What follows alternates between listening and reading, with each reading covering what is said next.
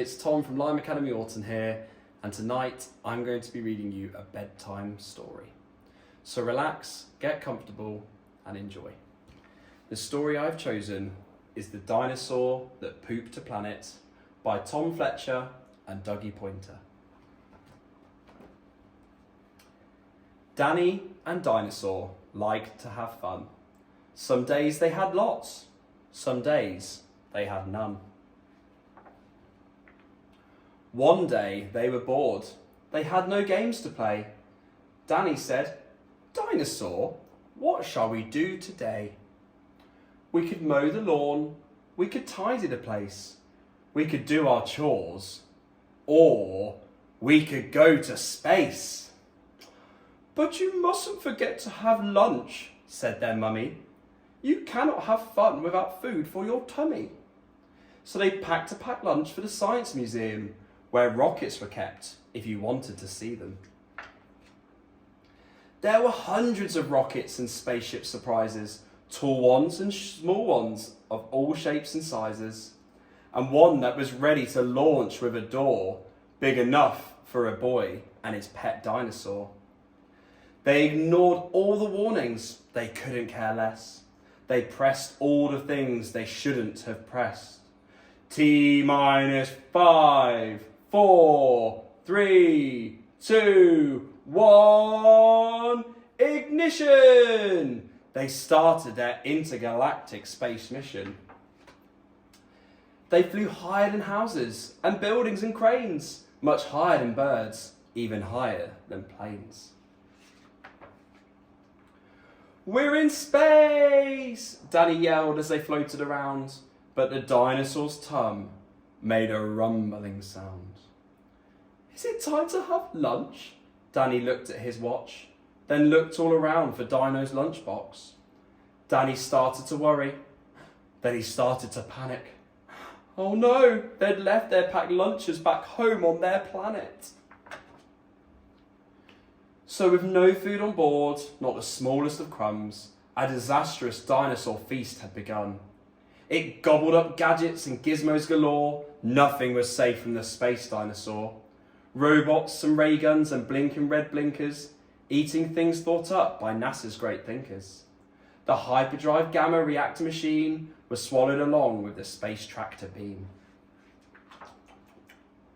It chewed and it chomped on the spaceship controls. The rocket was dotted with dino tooth holes. Inside it was bare. The spaceship was empty. Outside there were more things to eat. There was plenty. It broke down the door with a cool ninja chop. Out in space, dinosaurs are much harder to stop. It chomped on the moon like a big chunk of cheese, then shoved even more in its mouth with a squeeze. It munched on the Martians from Mars and their cats.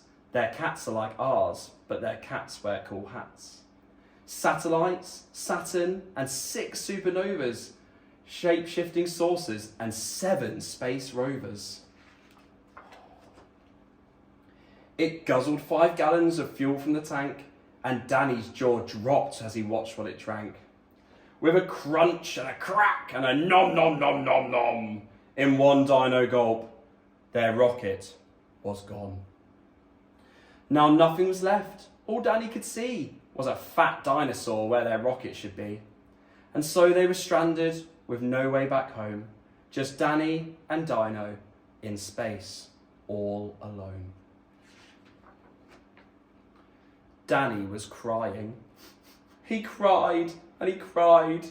He cried and his tears filled his spacesuit inside.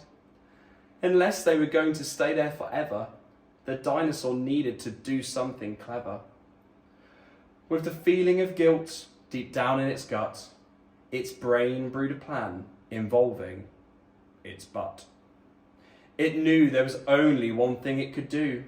To get them back home, it needed to poo!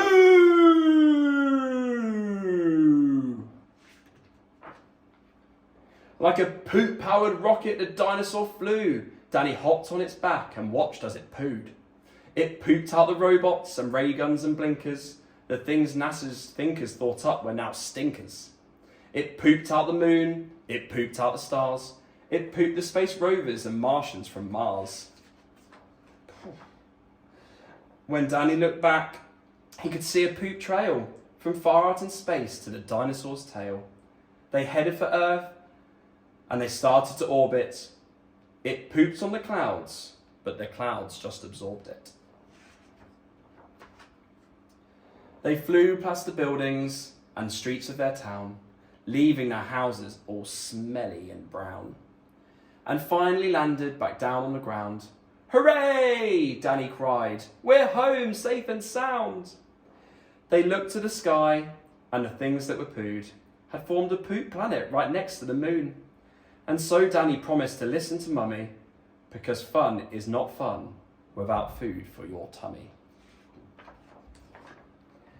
And just when you thought all the pooping was done, a Mars cat popped out of the dinosaur's bum.